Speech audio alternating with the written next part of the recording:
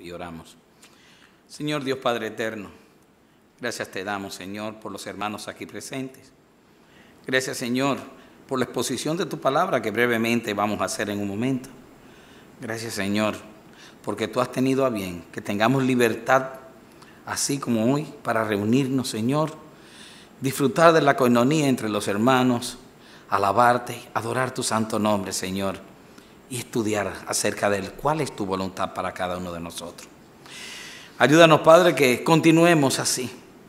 Protégenos, Señor, y que tu Santo Espíritu, pues, nos ayude, Señor, a seguir cada día, perfeccionándonos más, Señor, en seguir tus caminos. Te lo pedimos por Jesucristo, Señor y Salvador nuestro. Amén. Vamos, hoy les traigo algo.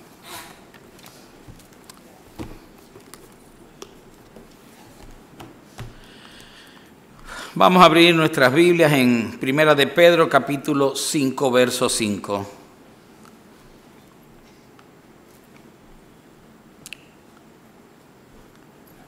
Primera de Pedro, capítulo 5, versículo 5. ¿Me dicen cuando lo tengan? Ok. Dice así: igualmente, jóvenes, estad sujetos a los ancianos, y todos sumisos unos a otros, revestidos de humildad, porque Dios resiste a los soberbios y da gracia a los humildes. Humillaos, pues, bajo la poderosa mano de Dios, para que Él os exalte cuando fuere tiempo. Amén. Cortico. Bien.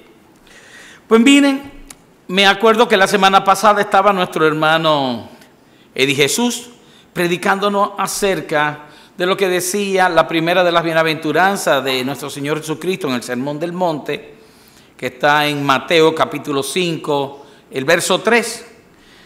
Y era la que hablaba acerca de bienaventurados los pobres de espíritu, porque de ellos es el reino de los cielos, queriendo significar más que nada los que son humillados de espíritu, los que reconocían, como él muy acertadamente dijo, su necesidad espiritual.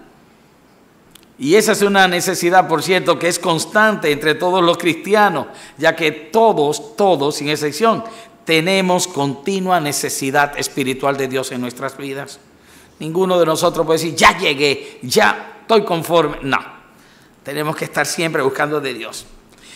Lo que acabamos de leer, que nos dice que el creyente debe estar revestido de humildad para el mundo, inclusive para delante de los hermanos, pero aún más debe estar, cuando esté delante del Señor, humillado.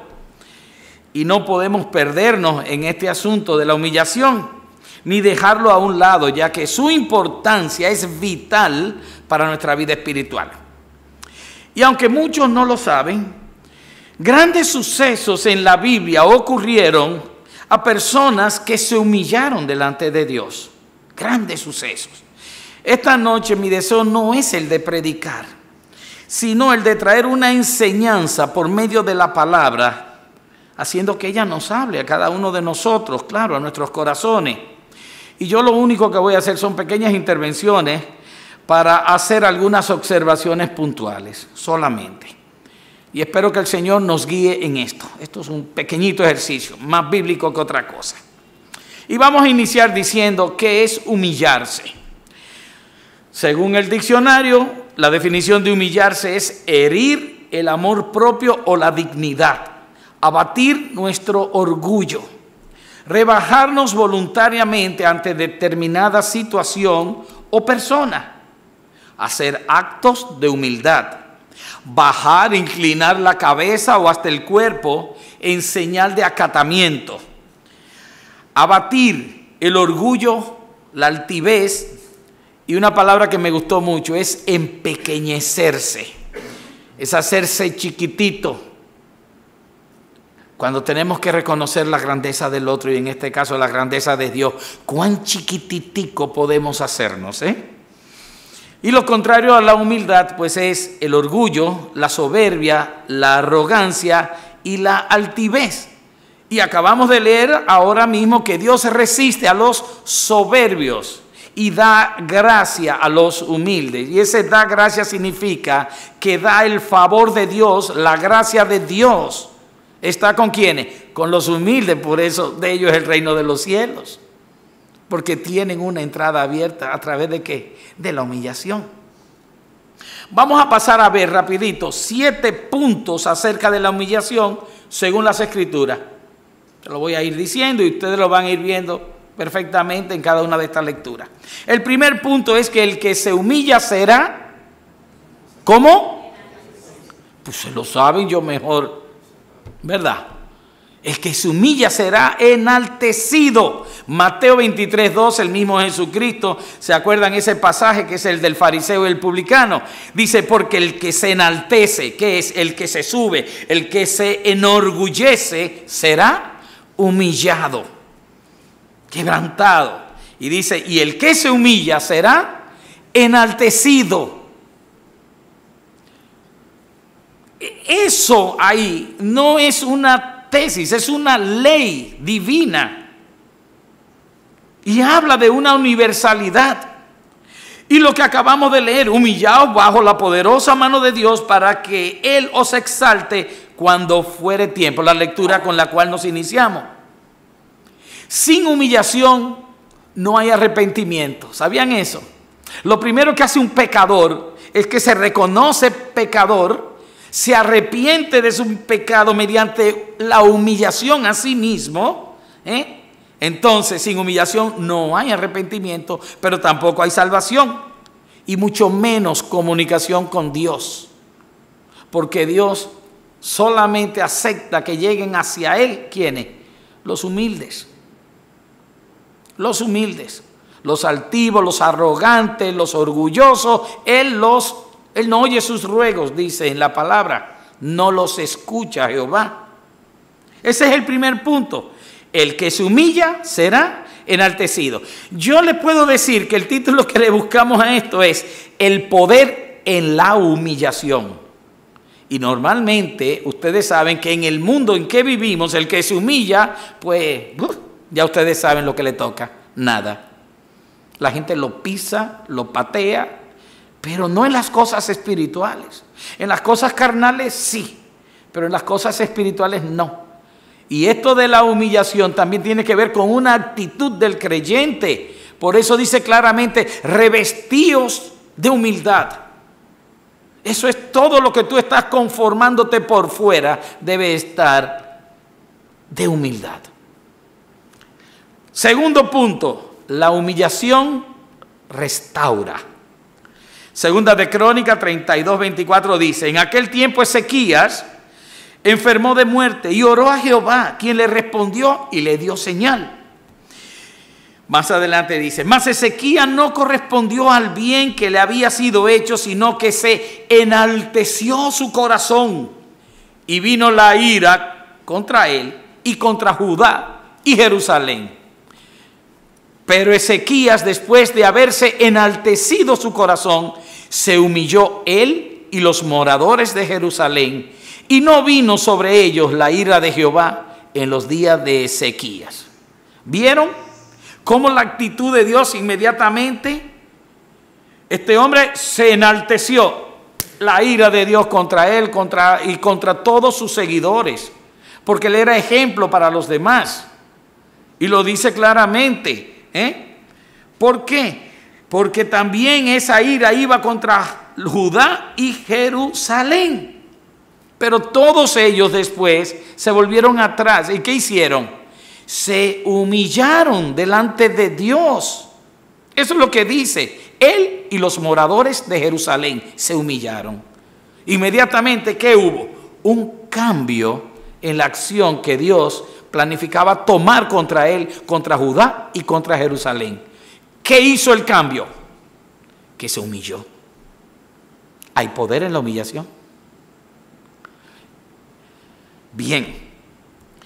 Otra lectura muy pequeña dice, Segunda de Crónicas 7:14.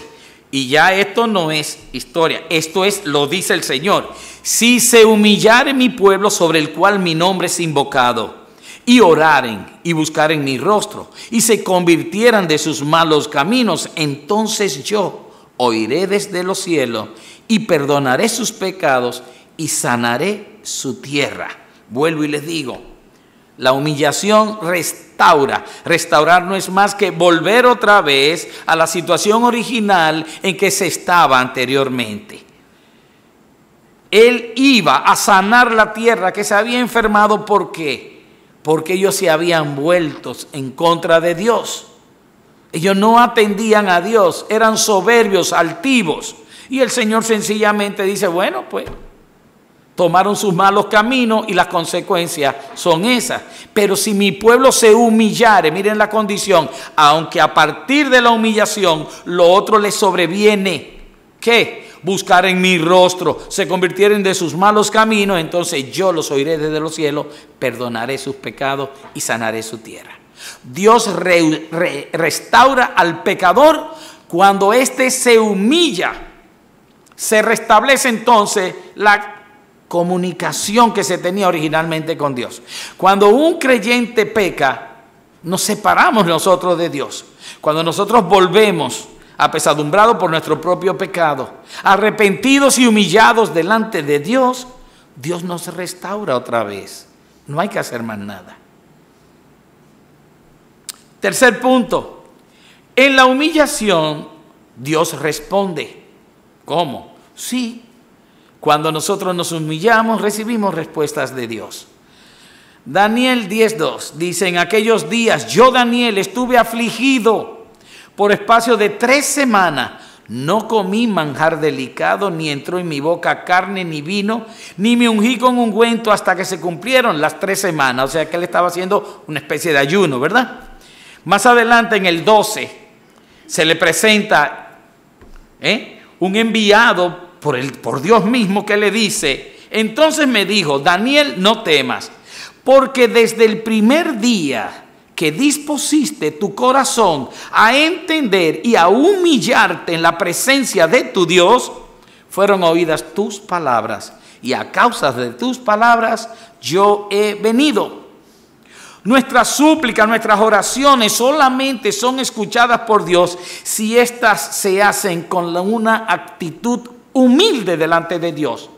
¿Quién puede delante de Dios? Señor, tú sabes que yo oro siempre, tú sabes, yo doy las ofrendas, yo trabajo en favor tuyo, Es un orgulloso, ese se parece ¿a quién? Al fariseo.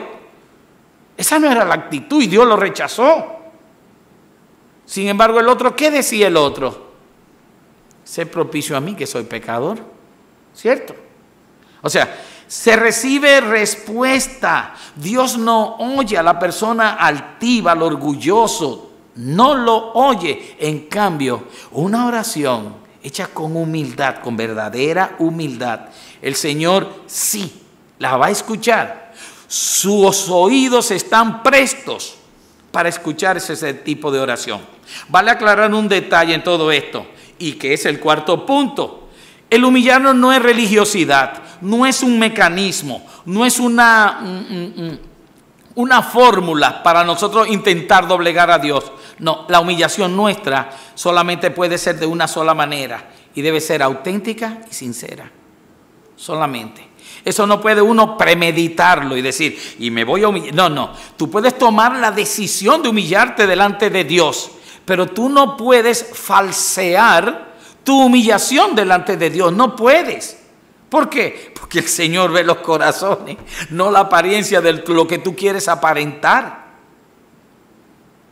O sea que es una verdadera, auténtica humillación la que debes tener. Ese es el cuarto punto. El humillarnos no es religiosidad, debe ser auténtica. Y es la lectura de Lucas. 2 hombres subieron al templo a orar, uno era fariseo y el otro publicano. El fariseo, puesto en pie, oraba consigo mismo. ¿Con quién oraba? Consigo mismo.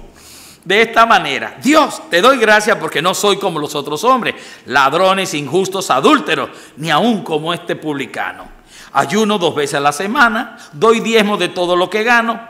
Mas el publicano, estando lejos, no quería ni aún alzar los ojos al cielo, sino que se golpeaba el pecho diciendo: Dios, sé propicio a mí, pecador.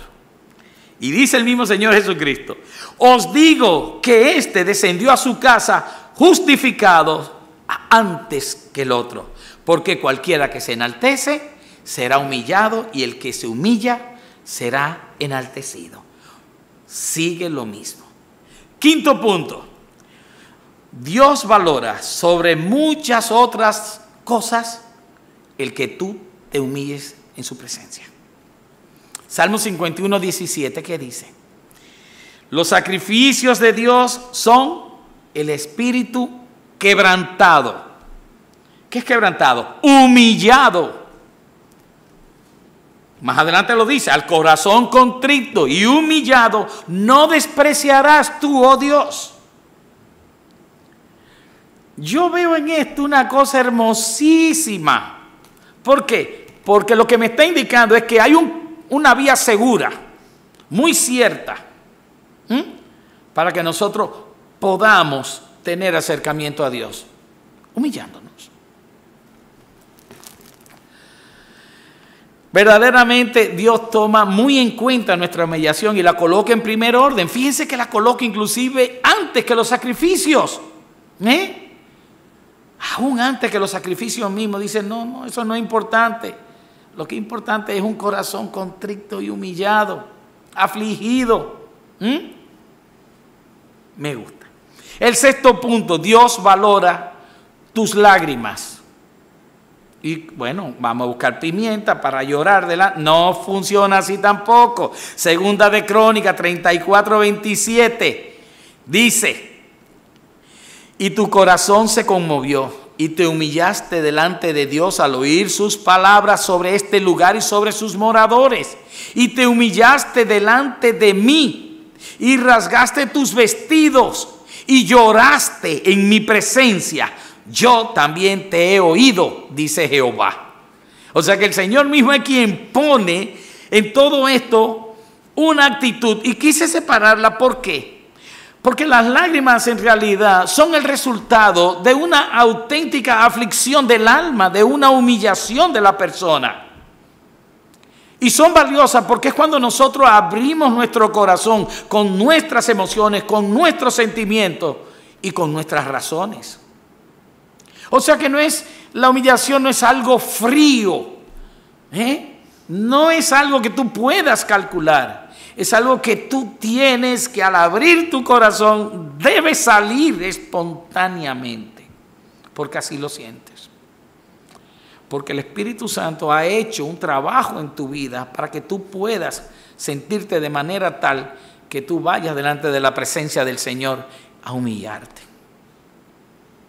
Y que esa actitud, que también llamamos de humildad delante de los demás, de no pretender ser nosotros más de lo que somos. Imagínense, delante de Dios imposible, pero delante de las demás personas a veces digo: sí, yo mejor que nadie. Tú no puedes tener más alta estima que la que tú tienes de los demás. Eso nos ayuda a nosotros, ¿saben?, a guardarnos de pecar, a guardarnos de orgullo, y el orgullo es pecado, de altivez, de arrogancia. Bueno, séptimo punto: cuando tú no te humillas, ¿sabes algo? Dios te humilla. Y si Dios te humilla, te está humillando porque Él quiere enseñarte algo o Él quiere corregir algo de ti. Por lo tanto, Dios humilla a los suyos para enseñar y corregir. Deuteronomio 8:3 dice: y te afligió. Hay muchas más versiones que lo que dice: y te humilló. Y te hizo tener hambre y te sustentó con maná, comida que no conocías tú, ni tus padres la habían conocido, para hacerte saber. O sea que está ahora exponiendo cuál fue la causa. Para hacerte saber que no solo de pan vivirá el hombre, mas todo lo que sale de la boca de Jehová vivirá el hombre. Él te humilló y te dejó tener hambre. Más adelante, Deuteronomio 8:16 dice: que te sustentó con maná en el desierto, comida que tus padres no habían conocido, afligiéndote y probándote para la postre hacerte bien. O sea que la razón, ¿cuál era? Darle un bien. Eso era. Dice, humillarte y probarte para finalmente hacerte bien. Salmo 119, 67 dice, antes que fuera yo humillado, descarriado andaba, mas ahora guardo tu palabra. ¿Qué es lo que pone como límite? Antes que fuese yo humillado. O sea que a partir de mi humillación, que tú me humillaste, Señor, dice, descarriado andaba. Eso es lo que quiere decir. Más ahora, ¿ahora cuándo? Después de haber sido humillado, guardo tu palabra. Ahora. Porque aprendí. Porque el Señor enseña lo suyo a través de la humillación y los corrige. Más aún, el mismo Salmo, pero esta vez en el verso 71 dice, bueno me es haber sido humillado. Pero en el mundo es malo ser humillado. Pasé una vergüenza, me humillaron. Pero delante de Dios no. Es una bondad. Dice, bueno me es haber sido humillado. No es vergüenza, es una bondad de Dios. Para que aprenda tus estatutos. Dios nos humilla con ese propósito para que nosotros aprendamos. Para por medio de la humillación enseñarnos de su palabra. Para hacernos bien por medio de la humillación también. Por lo cual delante de Dios humillarse no tiene absolutamente nada de malo, sino que es una conducta muy normal. Y más que normal, nos hace mucho bien, como ya leímos. 7 puntos acerca del poder de la humillación y los recojo. Primero, el que se humilla será enaltecido. Segundo, la humillación restaura. Tercero, en la humillación Dios responde. Cuarto, el humillarnos no es religiosidad, debe ser auténtica, sincera. Quinto, Dios valora por sobre muchas cosas que tú te humilles delante de Él. Sexto, Dios valora tus lágrimas en tu humillación. Séptimo, Dios humilla a los suyos para enseñar y corregir acerca de su palabra. Y los 7 puntos nos indican la importancia que debe tener el creyente para que se mantenga humilde, alejado de todo orgullo, altivez. No debe, o soberbia, para que pueda recibir de parte de Dios gracia, bondad inmerecida y el favor de Dios, porque eso es lo que hace el Señor a los que son humildes. Eso es lo que hace el Señor. Y ahora vamos a ver 2 ejemplos de personas muy fuera de lo común que se humillaron ante Dios y de cuál fue la respuesta del Santísimo o del Altísimo. El primero se llamó Acab. ¿Ustedes lo conocieron? Fue un rey muy malo. Voy a tomar varios versículos así para que no se me haga largo. Pero dice en Primera de Reyes 16:30. Y reinó Acab, hijo de Onri, sobre Israel en Samaria 22 años. Y Acab, hijo de Onri, hizo lo malo ante los ojos de Jehová, más que todos los que reinaron antes que él. O sea que el Señor era malo, muy malo. Aquí dicen algunos de sus pecados.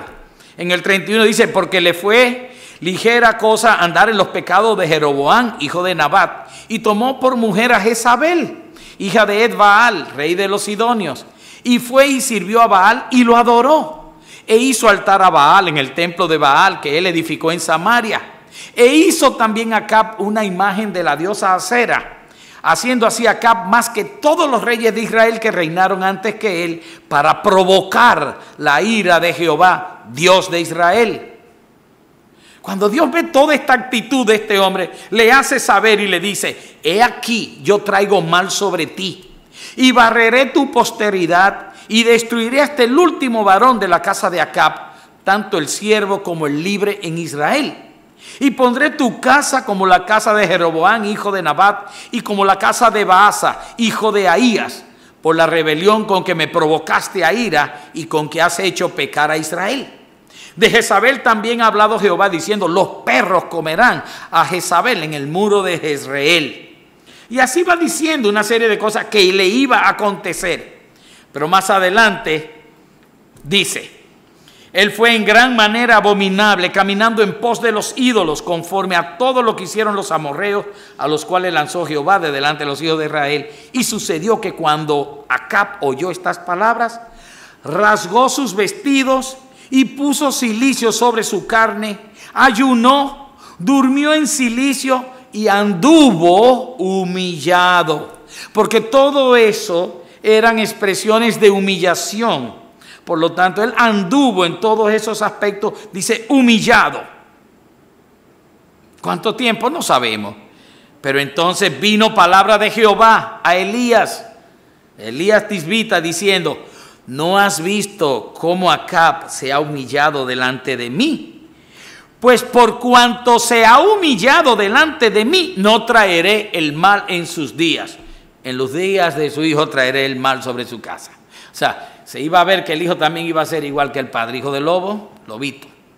Pero fíjense cómo el Señor Dios salta a relucir el que la acción de humillación que tomó un rey malvado, impíazo. Y les voy a decir algo más, ese ni se convirtió nunca jamás. Nosotros vemos después cómo él tranca a Micaías, porque cuando se quiere ir a pelear junto con Josafat a los enemigos de Israel, Micaías le dice, no vaya, porque tú ves que ese nada más quiere profetizar en contra mía, te dije que no lo buscara, tráncalo. Y así era la actitud de él. Porque sencillamente no hubo fruto en este individuo, pero sí hubo una acción de Dios en su favor. El caso de Manasés, otro caso, y todavía le voy a decir la verdad, mucho peor que Acab, fue más malo. De 12 años era Manasés cuando empezó a reinar y 55 reinó en Jerusalén. Pero hizo, oigan bien con detalle, lo malo ante los ojos de Jehová, conforme a las abominaciones de las naciones que Jehová había echado delante de los hijos de Israel. Porque él reedificó los lugares altos que Ezequías su padre había derribado. Levantó altares a los Baales, hizo imágenes de acera, adoró a todo el ejército de los cielos y le rindió culto. Edificó también altares en la casa de Jehová, de la cual había dicho Jehová, en Jerusalén estará mi nombre perpetuamente. Edificó asimismo altares a todo el ejército de los cielos en los dos atrios de la casa de Jehová. O sea que él convirtió el templo. ¿En qué fue que lo convirtió? En un templo pagano, completamente. Más aún, y pasó sus hijos por fuego en el valle de los hijos de Hinón, y observaba los tiempos, miraba en agüero, era dado a adivinaciones, consultaba a divinos y encantadores. Se excedió en hacer lo malo ante los ojos de Jehová hasta encender su ira. Si ponemos en una balanza cuál de los dos era más malo, los dos eran sumamente malos, pero yo creo que Manasés todavía le llevaba algo más. Llevaba algo más. Bueno, y así hizo de todo. Y dice, y habló Jehová a Manasés y a su pueblo. Mas ellos no escucharon. Por lo cual Jehová trajo contra ellos los generales del ejército del rey de los asirios, los cuales aprisionaron con grillos a Manasés y atado con cadenas lo llevaron a Babilonia. Mas luego que fue puesto en angustias, oró a Jehová su Dios, humillado grandemente en la presencia del Dios de sus padres. ¿Cómo fue la manera que oró? Humillado grandemente en la presencia del Dios de sus padres, y habiendo orado a él, fue atendido. ¿Por qué? Por la manera en que oró. Humillado grandemente. Dice, fue atendido, pues Dios oyó su oración. ¿Y qué hizo? Y lo restauró a Jerusalén, a su reino. Entonces reconoció Manasés que Jehová era Dios. Parece que anteriormente a eso. Pero Manasés es diferente al otro. porque en este sí hay un cambio. Dice, después de esto edificó el muro exterior de la ciudad de David, al occidente de Gihón en el valle, a la entrada de la puerta del pescado, y amuralló Ofel. Elevó el muro muy alto, puso capitanes del ejército a todas las ciudades fortificadas. Asimismo quitó los dioses ajenos y el ídolo de la casa de Jehová, y todos los altares que había edificado en el monte de la casa de Jehová y en Jerusalén, y los echó fuera de la ciudad. Reparó luego el altar de Jehová y sacrificó sobre él sacrificio de ofrenda de paz y de alabanza, y mandó a Judá a que sirviesen a Jehová, Dios de Israel. Ahí sí hay un cambio significativo, ¿verdad que sí? Acab no cambió realmente, pero Manasés sí. Manasés tuvo frutos. Ustedes vieron cómo Dios respondió a la humillación, aún de uno que no fue salvo, de un rey malvado, aún después que siguió en su mala actitud, pero en un momento dado el Señor le plugo ir en su ayuda en ese momento. Manasés dio pruebas de que hubo un cambio en su vida, que hubo una transformación, dio fruto. Dios sabía el final de cada uno de ellos, quién lo iba a hacer, quién no lo iba a hacer. Él lo sabía, pero aún así tuvo misericordia de ambos y lo demostró. No importa lo malo que haya sido, si reacciona y das fruto a Dios luego de haberte humillado, Él te bendice. Manasés lo que necesitó fue ser humillado para que reconociera que Dios era el Dios verdadero, el Dios de sus padres y el suyo propio. Es muy normal ver que los pecadores se humillen, porque ya que estamos hablando de humillación, y eso es porque le es necesario por sus propias faltas. ¿Y por qué? Porque tienen que buscar misericordia por parte de Dios.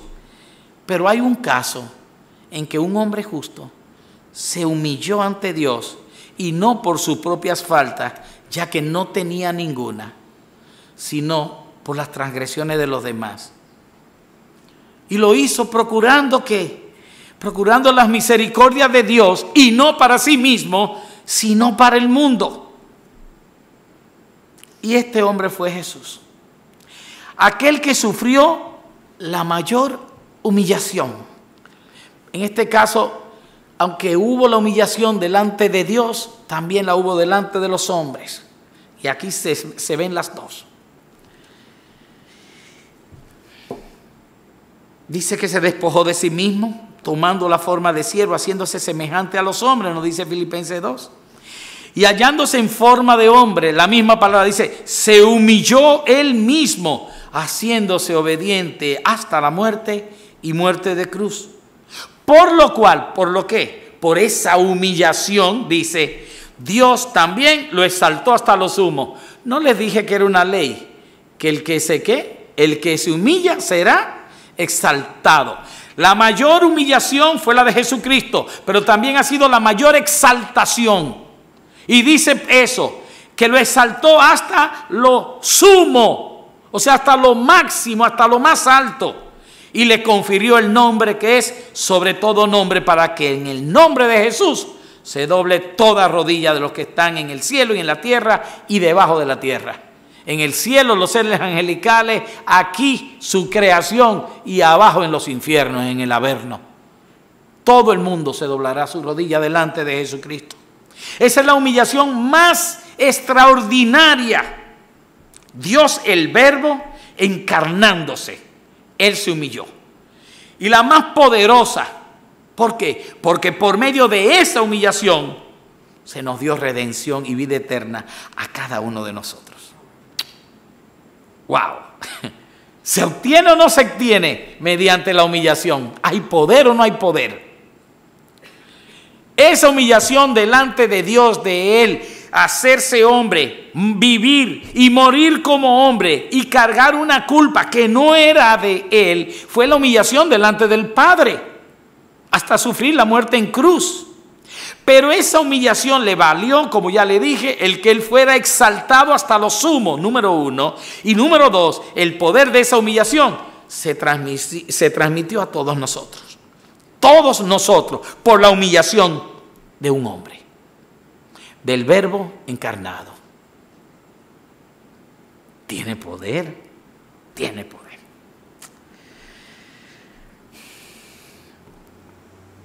La humillación es algo que todos nosotros debemos tener cada día en cuenta, por lo cual es incongruente que haya un cristiano orgulloso, altivo, andando por ahí y diga ser cristiano. Como que no compagina una cosa con la otra. En conclusión, Dios humilla a los que se enorgullecen ante Él. Dios humilla a los que quiere restaurar. Dios humilla a los que quiere enseñar acerca de su palabra. Nosotros nos humillamos a nosotros mismos, doblando no tan solo nuestras rodillas delante de Él, sino dando lágrimas sinceras de verdadera aflicción y arrepentimiento, reconociendo nuestra pequeñez. Y recuerden algo, que la humillación ante Dios es tan poderosa que hasta los impíos en ocasiones logran que Dios actúe en su favor, como fue el caso de Acab. La humillación es tan poderosa que hace que el más perdido de los reyes del mundo se convierta a Dios, como lo fue el caso de Manasés. Y aún, aunque no lo tratamos esta noche, pero lo conocemos bien, como fue el caso del rey Nabucodonosor de Babilonia. Humillarse probablemente es la manera más cierta y segura de conseguir un milagro de parte de Dios.